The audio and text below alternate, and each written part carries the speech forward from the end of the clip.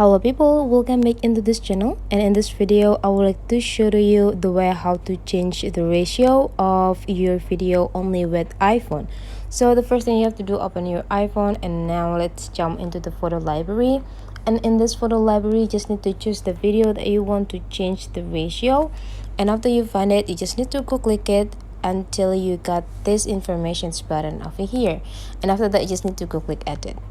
Now to change the ratio for this video, you just need to click this button, and after that you just need to take a look on this upper corner here, and then you just need to go click this square icon, and now you just need to choose the ratio that you want to get. If you want to do a portrait video from this video, you just need to scroll into the left side and choosing the ratio that you want to have. For example, like you need 16:9,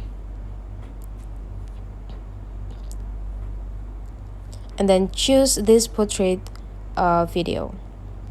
Now you can also adjusting the positions of your video that you want to show into the camera, and after that you just need to go click done, and here is the result. So that's the way how to change the ratio of your video on iPhone. Hopefully this tutorial today is useful for you. So don't forget to leave some comment, like, and subscribe into this channel, and I'll see you for the next video.